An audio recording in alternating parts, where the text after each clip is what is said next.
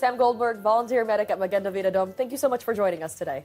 Thank you for having me. So Sam, how did you reach the decision that you want to make Aliyah? What drew you to emergency medical services? Why did you choose Israel as the place to pursue it? Okay, so I grew up in a traditional Jewish household where Israel was central to everything as a topic. I went to Jewish programs, a Zionist Jewish school, and I also faced anti-Semitism in middle school at a public school, and before and after October 7th. And I also have always, since grade 7, since before my bar mitzvah, I've wanted to join the army and draft right after high school. It's always been my plan. And then, so what made you specifically decide to pursue being a volunteer medic? So I actually never thought about it until about a month before making Aliyah. When I was told about the program, I figured, I was looking for something to do in the summer between when I make Aliyah and when I start yeshiva.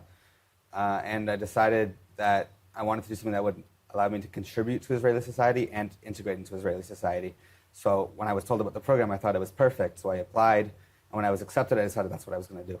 Amazing. And also I'm sure there's like the feeling of goodness when you help somebody and take care of them. Of course. Yeah. Aliyah kind of always has its challenges. How did your story with Magen Adom begin? Was it rough terrain at first or immediate easy integration? I thought it was easy integration. When I came, it was like the first thing I did when I came to Israel. So I made a lot of new friends, some of which I still talk to 2 months after the program, and some of them I'm going to be serving in the IDF with next year, hopefully. Oh, wow. I also was talking to my drivers on the ambulance and the patients and the other volunteers. So I got a first-hand view of what being Israeli is like. And also I learned a lot of Hebrew during my month, which is very helpful. Yeah, definitely. So can you tell me a bit about like the systems that Magen Adom had in place that helped you, the most in the process of making Aliyah while also integrating into their system? Well, as a cool program, there wasn't really much they did for people making Aliyah, so I wouldn't say they would help much with that, but they did set me up with an apartment in Tel Aviv for the first month. That was probably the biggest help. I didn't have to worry about getting a house or apartment or something in Tel Aviv.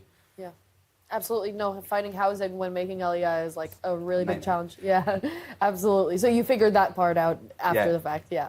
So can you share a particularly meaningful or maybe transformative experience you've had while working with Magen Adom? Of course. When I walk out on the street with my Mada uniform or my Mada Chul backpack, it says on the backpack, overseas volunteer. So people see that and they're like, oh my goodness, you came during wartime. And like you came from America. They don't know I'm Canadian. Close enough, you're Close enough, yeah. And it means so much to me when people say thank you for coming during our worst time in a while.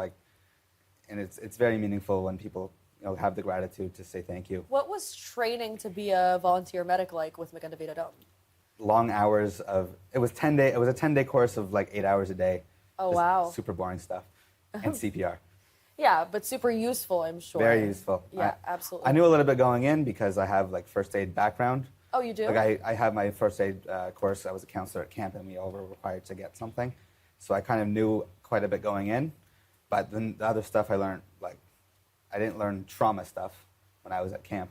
So, in your vast experience with both making Aliyah and also joining the Magen Adom program, do you have any advice for somebody who would want to kind of follow the same track that you did?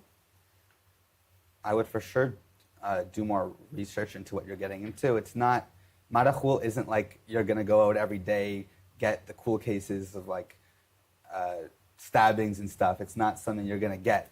I didn't get any of that. So if you think it's just going to be like a cool experience, it's not. It's pretty boring every day. It's 8-hour shifts of mostly uninteresting cases, like bringing somebody to the hospital who called the ambulance for no reason. Mm-hmm. So if you want something cool like that, I would recommend maybe becoming a paramedic.